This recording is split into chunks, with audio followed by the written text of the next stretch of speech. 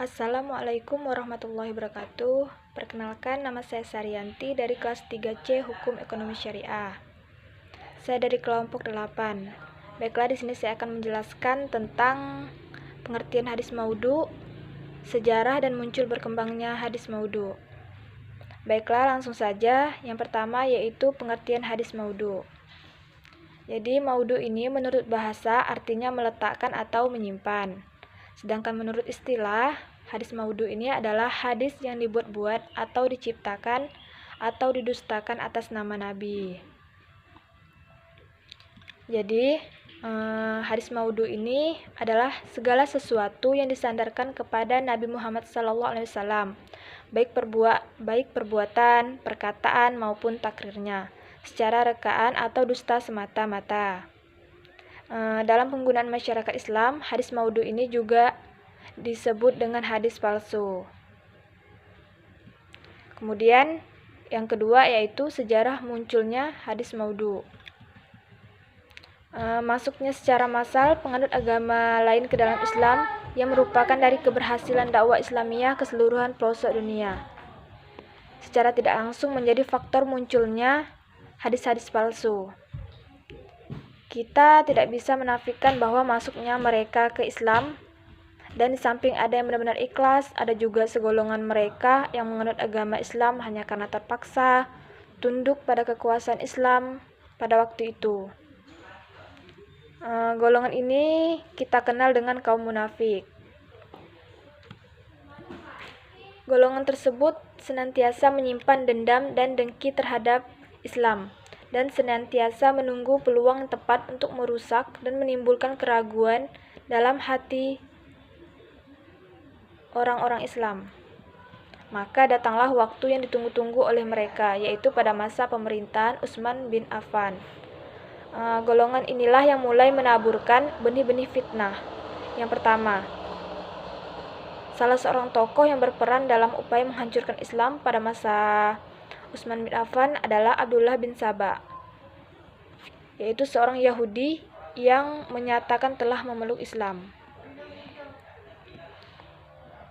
Namun, penyebaran hadis maudhu ini pada masa ini belum begitu meluas, karena masih banyak sahabat utama yang masih hidup dan mengetahui dengan penuh yakin akan suatu kepalsuan suatu hadis.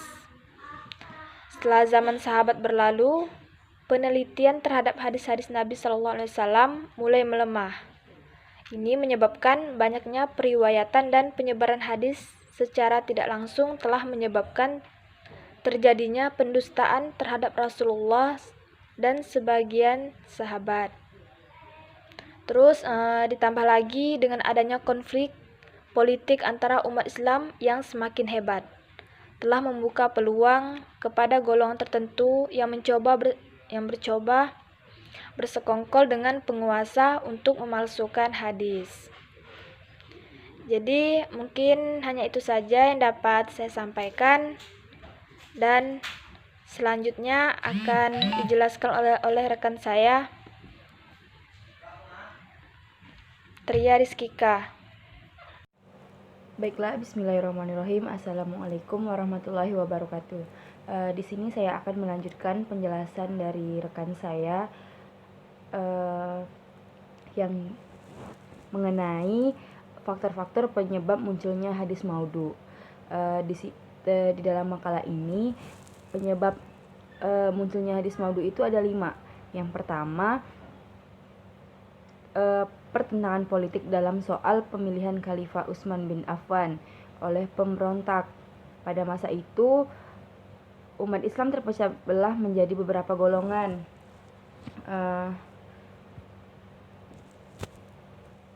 Di antara golongan tersebut, mereka masing-masing tuh membela golongannya tersebut.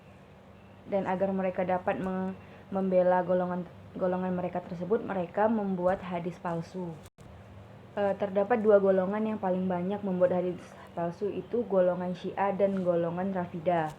Adapun di sini hadis yang dibuat oleh golongan Syiah yaitu barang siapa yang ingin melihat Adam dengan ilmu ketinggiannya, ingin melihat Nuh dengan ketakwaannya, ingin melihat Ibrahim dengan kemuliaan hatinya, ingin melihat Musa dengan dengan kehebatannya dan ingin melihat Isa dengan ibadahnya, maka lihatlah Ali.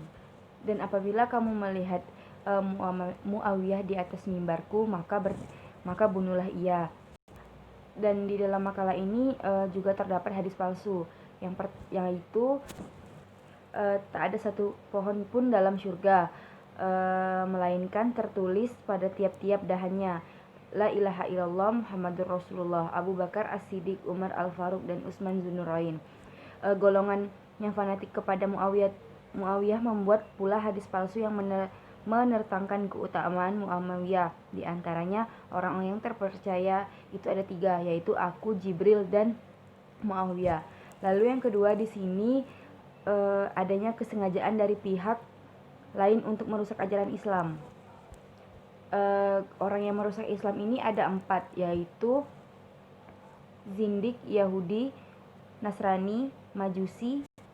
Golongan tersebut ialah golongan yang menyimpan dendam dengan Islam. Golongan tersebut tidak mampu melawan Islam dengan secara terbuka karena Islam memiliki kekuatan. Maka golongan tersebut mengambil jalan yang buruk, jalan yang seperti berpura-pura baik dan berpura-pura memeluk agama Islam agar agama Islam percaya terhadap golongan tersebut.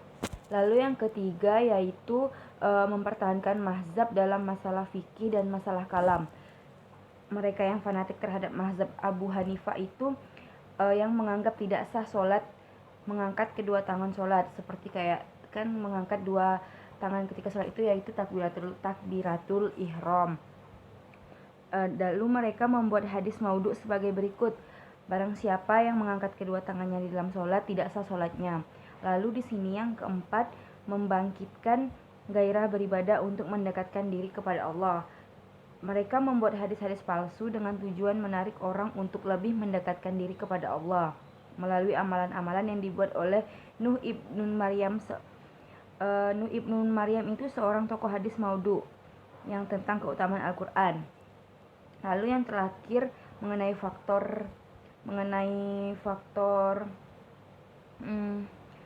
penyebab munculnya hadis maudhu itu seperti menjilat para penguasa untuk mencari kedudukan atau hadiah, seperti kisah Ghiyath bin Ibrahim An-Nakhi yang datang kepada Amirul Mukminin Al-Mahdi yang sedang bermain merpati. Lalu ia menyebutkan hadis dengan sanadnya secara berturut-turut sampai kepada Nabi Shallallahu Alaihi Wasallam bahwasanya beliau bersabda, tidak ada perlombaan kecuali dalam anak panah, ketangkasan, menunggang kuda atau burung yang bersayap. Ia menambahkan kata burung atau sayap. Di situ tuh dia menambahkan kata tersebut untuk menyenangkan Al-Mahdi. Lalu Al-Mahdi di sini memberikan hadiah sebanyak 10 dinar. Setelah ia berpaling, lalu sang Amir berkata, aku bersaksi bahwa tengkukmu adalah tengkuk pendusta luas. Nama Rasulullah Shallallahu Alaihi Wasallam lalu memerintahkan untuk menyembelih itu. Lalu yang ke D, Ruwat al-Maudhu atau pencipta hadis maudhu. Di sini para ulama muhadisin dengan menggunakan berbagai kaidah studi kritis hadis berhasil mengumpulkan hadis maudhu dalam sejumlah karya sebanyak 4. Itu yang pertama Al-Maudhu Al-Kubra karya Ibnu Al-Jauzi atau ulama yang paling awal menulis dalam ilmu ini. 2. Al-La'ali Al-Masu'ah fi Al-Hadis Al-Maudu'ah karya As-Suyuti atau ringkasan Ibnu Al-Jauzi dengan beberapa tambahan. Lalu yang ketiga Tanzihu Asy-Syari'ah Al-Marfu'ah an Al-Hadis Asy-Syami'ah Al-Maudu'ah karya Ibnu Ira Al-Kittani atau ringkasan kedua kitab tersebut. Lalu di sini yang terakhir Silsilah Al-Hadis Ad-Dahaifa karya Al-Albani. Jadi itulah penjelasan dari saya. Mohon maaf jika ada kekurangan kata. Billahi taufiq wal hidayah. Wassalamualaikum warahmatullahi wabarakatuh.